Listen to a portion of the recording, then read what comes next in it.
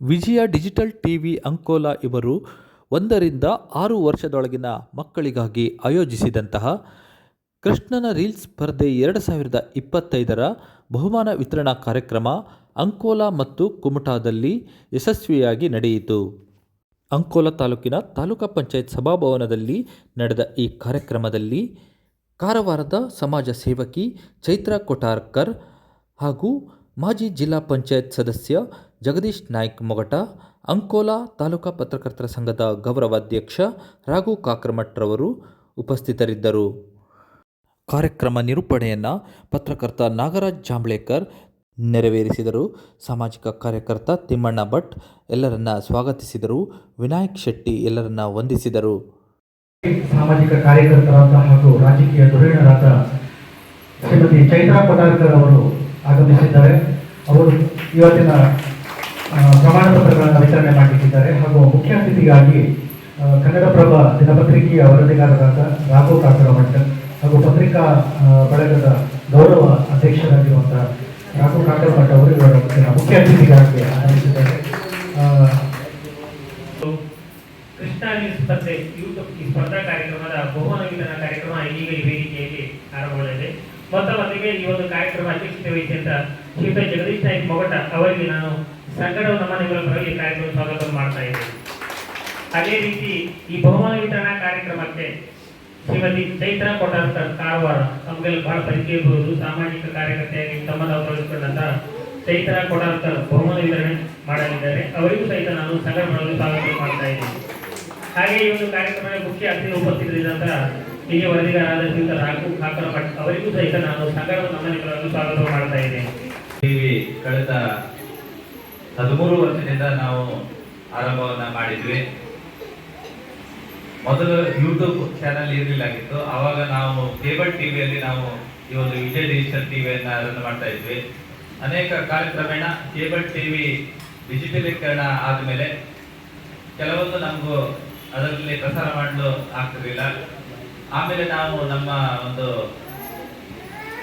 ಯೋಚನೆ ಹೊಳಿತು, ಏನಂತಂದ್ರೆ ಯೂಟ್ಯೂಬ್ ನಲ್ಲಿ ಇದನ್ನ ಪ್ರಸಾರ ಮಾಡಬೇಕು. ಹಾಗೆ ವಿಜಯ ಡಿಜಿಟಲ್ ಅಂತ ಹೇಳಿ ಒಂದು ಯೂಟ್ಯೂಬ್ ಚಾನೆಲ್ ಸಹಿತ ವೆಬ್ ನ್ಯೂಸ್ ಕೂಡ ನಾವು ಆರಂಭ ಮಾಡಿದ್ವಿ.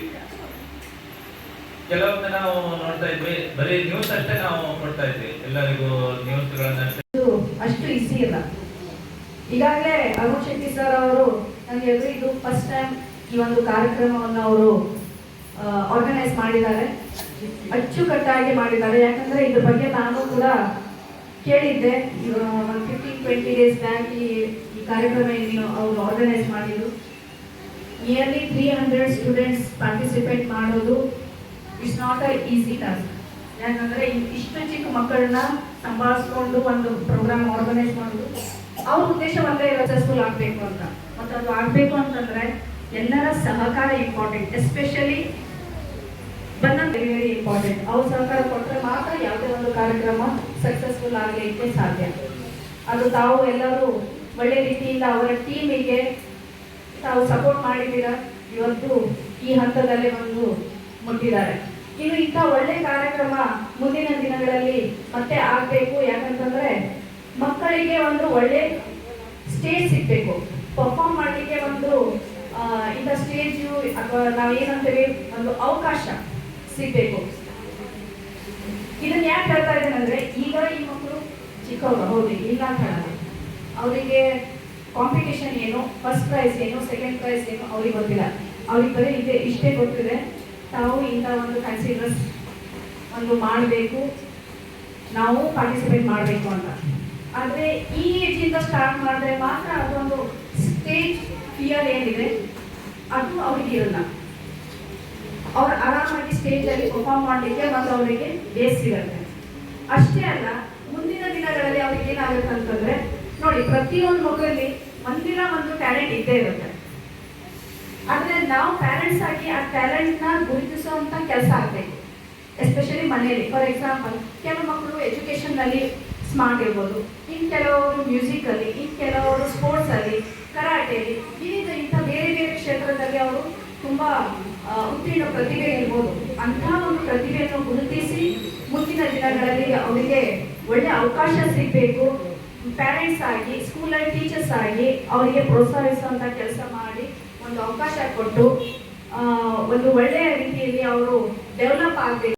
ಒಂದು ಹಿರಿಯ ಉದ್ಘಾಟನೆ ಜೊತೆಗೆ ಆ ಒಂದು ಹಿರಿಯ ಸಂಸ್ಥಾಪಕರಾದ ತರುಣ್ ಶೆಟ್ಟಿ ಅವರು ನಡೆಸ್ತಾ ಇರುವಂತಹ ಈ ಒಂದು ಕಾರ್ಯಕ್ರಮದ ಮುಖ್ಯ ಅತಿಥಿಗಳಿಗೆ ಆಗಮಿಸಿದಂಥ ಶ್ರೀಮತಿ ಸೋದರಿ ಜಿಲ್ಲಾ ಪಂಚಾಯತ್ ಸದಸ್ಯರಾದ ಸ್ಥಾಯಿ ಸಮಿತಿ ಅಧ್ಯಕ್ಷರಾದಂಥ ಶ್ರೀಮತಿ ಚೈತ್ರ ಕೊಟ್ಟಾರವರೇ, ಆತ್ಮೀಯ ಮಿತ್ರರಾದಂಥ ನಾಗು ಕಾಕರಮಠರವರೇ, ಹಾಗೂ ಎಲ್ಲ ಈ ಒಂದು ಕಾರ್ಯಕ್ರಮಕ್ಕೆ ಸಹಕರಿಸಿದಂಥ ಭಟ್ರೆ, ನಾಗರಾಜ್ ಅವರೇ, ಎಲ್ಲ ಅತಿಥಿ ಅಭ್ಯರ್ಥಿಗಳು. ಬಹುಶಃ ಈ ಒಂದು ಸೋಷಿಯಲ್ ಮೀಡಿಯಾದಲ್ಲಿ ಸ್ಪರ್ಧೆಯನ್ನ ಮಾಡಿ ಎಲ್ಲ ಆನ್ಲೈನಲ್ಲಿ ತಮ್ಮ ಮನೆಯಲ್ಲೇ ಇದ್ದುಕೊಂಡು ನಮ್ಮ ಮಕ್ಕಳ ಚಟುವಟಿಕೆ, ಅವರ ಆಕ್ಟಿವಿಟೀಸನ್ನು ಮೊಬೈಲಲ್ಲಿ ಕ್ಯಾಚ್ ಮಾಡಿ ತನ್ಮೂಲಕ ನಮ್ಮ ಮಕ್ಕಳನ್ನು ಸ್ಪರ್ಧೆಗೆ ಒಡ್ಡುವಂಥ ಕೆಲಸ ಏನು ಆಗಿದೆ ಅದಕ್ಕೆ ಅನುಕೂಲ ಮಾಡಿಕೊಟ್ಟಂಥ ಈ ಒಂದು ವಿಜಯ ಟಿವಿ ಏನಿದೆ ಅದು ಒಂದು ರೀತಿಯ ಹೊಸ ಆವಿಷ್ಕಾರ. ಅಂದರೆ ಈಗೆಲ್ಲ ಸ್ಪರ್ಧೆ ಆಗ್ತದೆ, ಬೇರೆ ಬೇರೆ ಸಮಾಜ ಆಗ್ತದೆ, ನಾಡೋರು ಸಮಾಜ ಆಗ್ತದೆ, ಗೌಡರು ಆಗ್ತದೆ, ಹೀಗೆ ನಾಮದಾರಿ ಆಗ್ತದೆ, ಬೇರೆ ಬೇರೆ ಸಮಾಜದವರು ತಮ್ಮ ಸಮಾಜದ ಮಕ್ಕಳಿಗೆ ಒಂದು ಅವಕಾಶ ಮಾಡಿಕೊಡ್ತಾರೆ. ಅದು ನೇರವಾಗಿ ಸ್ಪರ್ಧೆ ಮಾಡಬೇಕು. ಅದು ಏನಾಗ್ತದೆ ಕೇಳಿದ್ರೆ ಒಟ್ಟೊಟ್ಟಿಗೆ ಹೋಗ್ಬೇಕಾಗ್ತದೆ, ನಿರ್ದಿಷ್ಟ ಸಮಯದಲ್ಲಿ ಇರಬೇಕು, ಅಲ್ಲಿ ಸ್ಪರ್ಧೆ ಮಾಡಬೇಕು. ಅಲ್ಲಿ ಮಕ್ಕಳಿಗೆ ಇದು ತಲೆಗೆ ಏನಾದ್ರು ಆಭರಣ ಹಾಕಿದ್ರೆ ಸೊಂಟದ ಕಳಿಸ್ಕೊಳ್ತಾರೆ, ಸೊಂಟದ ಹಾಕಿದ್ರೆ ಉದೀರ್ ಕಳಿಸ್ಕೊಳ್ತಾರೆ. ಮಕ್ಕಳಲ್ಲಿ ಒಂಥರ ಕೆತ್ತಿನ ತೂಕ ಮಾಡಬೇಕು, ಅವ್ರನ್ನ ನಿಲ್ಲಿಸ್ಕೊಳ್ಳಿಕ್ಕೆ ಆಗುದಿಲ್ಲ. ಆದ್ರೆ ಇವತ್ತು ಏನಿರ್ತದೆ, ಎಡಗೈಲಿ ಮೊಬೈಲ್ ಇರ್ತದೆ, ಮಕ್ಕಳು ಬೇರೆ ಬೇರೆ ರೀತಿಯ ಆಕ್ಟಿವಿಟೀಸ್ ಮಾಡ್ತಾ ಇರ್ತಾರೆ. ಅದರಲ್ಲಿ ಕೆಲವರು ರೀಲ್ಸ್ಗಾಗೆ ಕೆಲವರು ಮಾಡ್ತಾರೆ. ಈಗ ಏನಾಗಿದೆ, ಹುಟ್ಟವ್ರಿಗೆ ಮಕ್ಕಳಿಗೆ ಹುಟ್ಟ ಹಾಕ್ಬೇಕಂದ್ರೆ ಮೊಬೈಲ್ ಇಲ್ಲ ಆಗುದೇ ಇಲ್ಲ. ಅವರಿಗೆ ಆ ಮಕ್ಕಳಿಗೆ ಬಾಯಿ ಸಿಗುದಿಲ್ಲ ಅಂದ್ರೆ ಆ ಬಾಯಿ ತೆಗೆಯುವಂತ ಸನ್ನಿವೇಶ ಹಾಕೊಂಡು ಆ ಬಾಯಿ ತೆಗೆದು ಕೂಡಲೇ ಅವ್ರು ಬಾಯಿಗೆ ಹಾಕ್ಬಿಡ್ತಾರೆ ಅನ್ನ.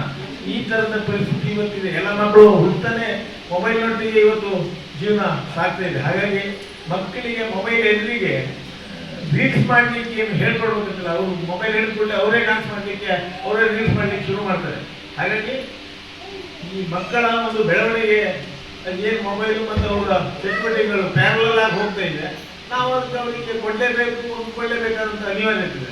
ಆದರೆ ಇಂಥ ಅರ್ಥಪೂರ್ಣವಾದಂಥ ರೀಲ್ಸ್ಗಳಿರ್ಬೋದು, ಅದರಲ್ಲೂ ಶ್ರೀಕೃಷ್ಣನ ವೇಷವನ್ನು ಹಾಕೊಂಡು ಅದು ನಮ್ಮ ಧಾರ್ಮಿಕ ಭಾವನೆ, ನಾವಲ್ಲಿ ಬಾಲಕೃಷ್ಣನನ್ನ ನಮ್ಮ ಮಕ್ಕಳಲ್ಲಿ ಕಾಣುವಂಥದ್ದು. ಧನ್ಯವಾದವನ್ನು ತಲುಪಿಸ್ತೇನೆ.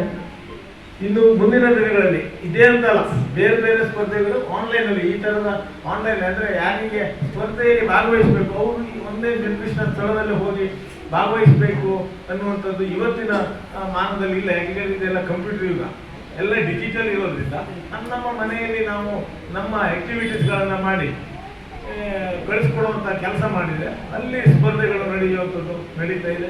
ಇದೇ ಇರ್ಬೋದು ಮುಂದಿನ ದಿನಗಳಲ್ಲಿ ತರುಣ್ ಶೆಟ್ಟಿ ಅವರು ಅನೇಕ ವಿಧಾಯಕ ಕಾರ್ಯಕ್ರಮಗಳು ಜೊತೆಗೆ ಸಾರ್ವಜನಿಕರನ್ನ ಈ ಒಂದು ಚಾನೆಲ್ನಲ್ಲಿ ವಿಚಾರ ಮುಕ್ತವಾದಂಥ ಸಮಾಜ ನಿರ್ಮಾಣ ಮಾಡಲಿಕ್ಕೆ ಏನೆಲ್ಲ ಆಗಬೇಕು ಅದಕ್ಕೆಲ್ಲ ತರುಣ್ ಶೆಟ್ಟಿ ಅವರು ಕಾರಣೀಕರ್ತರಾಗಲಿ. ಮುಂದಿನ ದಿನಗಳಲ್ಲಿ ನಮ್ಮ ತಾಲೂಕಿನ, ಜಿಲ್ಲೆಯ, ರಾಜ್ಯದ ಎಲ್ಲ ಸ್ತರಗಳಲ್ಲಿ ಈ ಒಂದು ಟಿವಿ ಉನ್ನತವಾದಂಥ ಅಭಿವೃದ್ಧಿ ಆಗಲಿ ಅನ್ನುವಂಥ ಮಾತನ್ನ ಹೇಳ್ತಾ ಅವರೊಟ್ಟಿಗೆ ಅವ್ರು ಮಾಡುವಂಥ ಯಾವುದೇ ಕೆಲಸದಲ್ಲಿ ನಾವು ಸದಾ ಅವರೊಟ್ಟಿಗೆ ಇರ್ತೇವೆ. ಹಾಗೂ ಎಲ್ಲ ಮತ್ತು ಎಲ್ಲ ನಮ್ಮೆಲ್ಲ ತಂಡ ಅವರೊಟ್ಟಿಗೆ ನಿರಂತರವಾಗಿ ನಾವು ಅವರೊಟ್ಟಿಗೆ ಇದ್ದೇವೆ.